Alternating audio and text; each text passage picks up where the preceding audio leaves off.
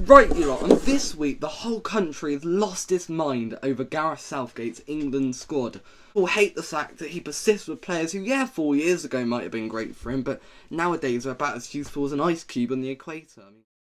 You need to leave! Well, what's the point? It's going to melt in the time it takes to sing happy birthday. But today I'm going to try and silence all of the haters and announce my England squad, who I believe should be the 26-man squad to go to Qatar. And you're probably going to disagree with me because the topic of the England squad, God, it's more controversial than put pineapple on pizza. My God, it's such a talking point, I don't get it. Everyone's so obsessed with like, oh, we should have this player over this player and he deserves a spot over him and they should be in them and... Oh, it's a disaster, but here's my squad. Now, I've got a 26-man squad and I've got a few rules. I've looked at players who, since the last Euros, who has been the best players? I'm not going to pick the people who were good in the previous two tournaments or have been good for Southgate in the past. No. Finally! I've gone for the players who, not on like current form, but based off kind of the form since the Euros to now, who have been the best players in each position and who have been the best picks. And I've gone for a few controversial picks and I've thrown in a few international players as well. People who Southgate would completely turn his nose at the second he sees they don't play in the Premier League. So let's go. Goalkeepers, I've got 3. My first choice, Nick Pope. Nick Pope for me was, I think, a bit overshadowed at Burnley. I mean, he played for Burnley, a team about as expiring as Danny DeVito on a treadmill. It's not exactly going to make you want to lose 50 stone, is it? But Nick Pope is an absolute quality shot stopper and one of the top 5 keepers in the Premier League, I genuinely believe, and should be the main starter for England. Second choice, Jordan Pickford. I know a lot of people hate Pickford and say he shouldn't be in the squad at all, but come on, in the Euros, my God, you've got to feel bad for him in that penalty shootout. He did everything he could, and Pickford is an annoying player because some games he can look like prime Peter Schmeichel. Other times he can look like Loris Karius in the Champions League final. Did you watch the Merseyside derby? Pickford was unbelievable. Some games he can put on absolute masterclasses. There were some games near the end of last season where Everton were fighting for their lives, where he was incredible, man of the match material every time. And some games he can be really useful. I've made him second choice just because of that. Third choice, Aaron Ramsdale. Yeah, Ramsdale can come. I think he's a bit overrated. He started off really well, but he's fallen off a bit. Now we've got my fullbacks. Now, spoiler, I brought 3 right backs. Technically 4. They have to be there. Alright, first choice, Reece James or Trent Alexander-Arnold. I literally can't pick. And before you literally say that Trent cannot defend, because I can already see you typing with your magnifying glasses in the comments. Hit once, I say it 1,000 times. Trent in the system, his role isn't to be a defender. If he was the world's greatest defender, then he'd be superhuman. He'd be the greatest player to ever live. Maybe his defensive work isn't as strong as going forward, but you've got to have him in the squad for his attacking potential, so that England really lacks at times. England are boring to watch. I want this team to be attacking. I want Southgate to change, but we know he won't. But if this was me, I was a manager, we have exciting attacking players, and he'd be good in Southgate's system. He literally plays with a back 7 pretty much for most of the game. 2 holding defensive midfielders and a back 5. Like, Trent would flourish in that. And he can defend at times. Did you watch the FA Cup final? His defensive work was the reason we didn't lose that game. So Trent is unbelievable. But Reece James, at the same hand, is incredible as well. Like, I literally can't pick between them, and you can literally pick either one. I'd pick Trent just because I'm a Liverpool fan, but I can just about make a case of Reece James, and I'd be happy with either of them starting. But most likely, we know Southgate's going to pick Kyle Walker, who, yeah, he might have the speed of prime Mo Farah, but I do think he's lost a bit of it, and he's a good player to have in the squad, so I've got him as my third choice, but I do think he's a bit past it now. But you can have him as a centre-back as well, so he does have versatility, so he's got to be there. Right, left-backs, I've only brought 2. I've gone for Kieran Trippier as my starting left. What? I know you're going to be screaming at me for that choice. That might be one of my second choices, but name an English left-back who's been better than him. Tyrek Mitchell and Kyle Walker-Peters are too young for me. And back. Luke Shaw is useless. He was a one-season wonder and that was it. And Ben Chilwell hasn't been the same so far this season since that terrible injury. So, unfortunately, Kieran Trippier is probably the best left-back that I can come up with. And I really love Trippier on set pieces. I think he's incredible and he's great. And then second choice left-back, I've gone for Ben Chilwell, who... I'm a big Ben Chilwell fan, but he hasn't exactly kicked on so far this season, unfortunately. I think the injury, he's still getting past that injury, but hopefully, by the next tournament, Ben Chilwell could potentially be there. Right, defenders, I've gone for 4 defenders, because I'm playing 4-3-3 in this. Now, the big call, is Harry Maguire my team?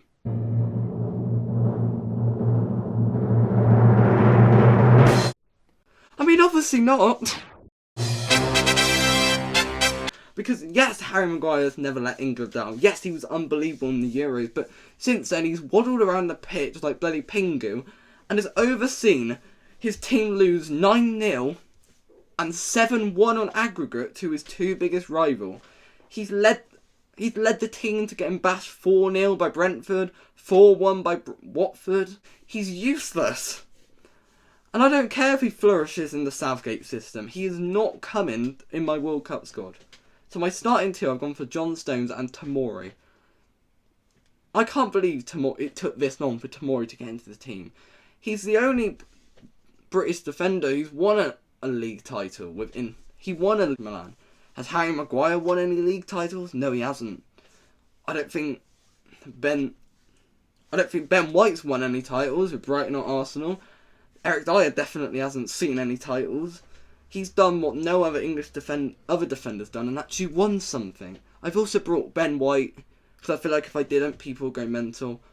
I think Ben White is a bit overrated. He's by far the 3rd best defender at Arsenal.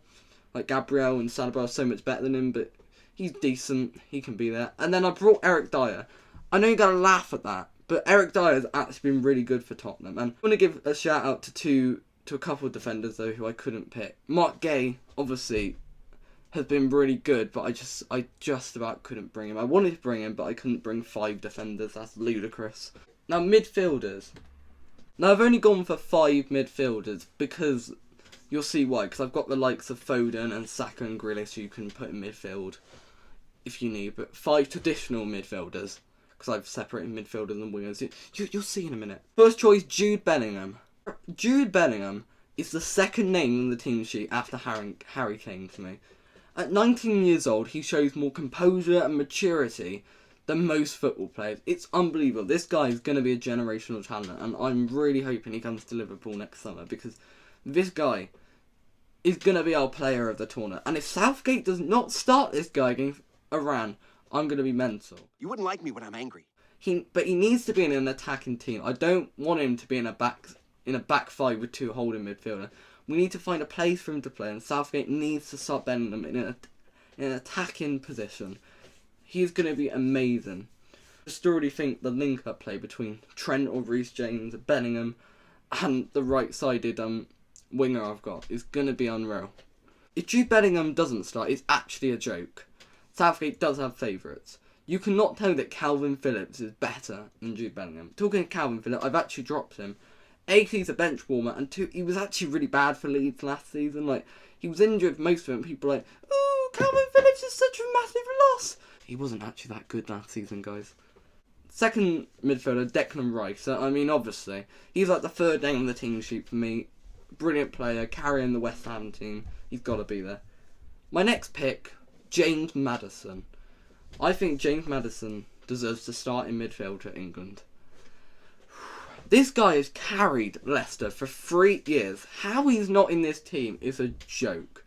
You cannot look me in the eyes and say that the likes of James Ward-Prowse and Calvin Phillips are a better player than James Maddison, a guy who's carried Leicester for 3 years while Vardy's been slowly deteriorating.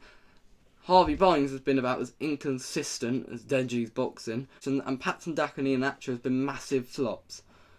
James Maddison has to start for England. His attacking potential, he's such a joy to watch, and honestly, I'd love to see him go. He needs to go to a bigger club. I'd love him at Liverpool, Maddison. He's incredible. Then my last 2 midfield, I've gone for Mason Mount and Jordan Henderson. Henderson is an obvious one. He's like the granddad of this squad. Most of this team are quite young. We need that experience, that old. He's going to be someone who will probably come on into the last 10 games to hold on to a lead. He's not going to do a lot in this tournament, but he's got to be there. And finally, Mason Mount, who I think is probably one of the most overrated England players. He should not be a starter, but he deserves to be in the squad. But honestly, I'd rather have Jude Bellingham and Maddison than him. Right, now let's move on to my forwards. First, we'll get the strikers out of the way. The first striker is Harry Kane. Wow! Bet you didn't see that one coming. Yeah, obviously Kane's going to be there, and unless an injury, he's going to start every single game. I brought 3 strikers, and I'll explain why. I brought Tammy Abraham and Ivan Toney, who... Ivan Toney just deserves this opportunity, because he's been unreal for Brentford this season, and last season, and in the Championship. And he's risen up all the way from League 2 to the Premier League, and he shows that you can do it, that a mid-table team can produce an England player, and he's got to be there. And I brought 3 strikers because Kane and Abraham have had quite a few injuries in their time, and I just know that one of them is bound to get injured probably before or during the tournament, so I brought 3 strikers just for safety. Then we got the wingers. Now I've gone for a few here. First we got Jadon Sancho. Jadon Sancho probably won't make Southgate's England squad, and that is a travesty because he is in my starting 11. I think he's that incredible. I think that he deserves to start. Then we got Saka, who honestly, ever since that famous penalty miss, he's just got better and better. He's been great this season, had a really good season last season. He deserves it, obviously. Then next we got Jack Grealish. Now I know people are going to complain to me about choosing Jack Grealish, because, you dropped Maguire and Shaw and Calvin Phillips living off of form.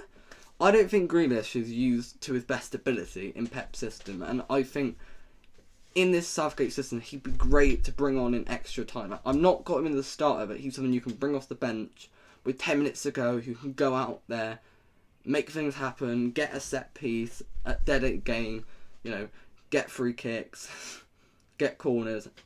He's going to be useful. And obviously I brought Raheem Sterling, who I'm not starting Sterling in my personal starting 11, but he was the player of the tournament in the last Euros. He had a decent season for Man City last year and has been one of the better players in a mediocre Chelsea team so far this season. He's got to be there. And we got Phil Foden, bit of a boring pick. I'm not the biggest Foden fan. I don't think he's really kicked on in this England team yet, but I do think he deserves a shot here.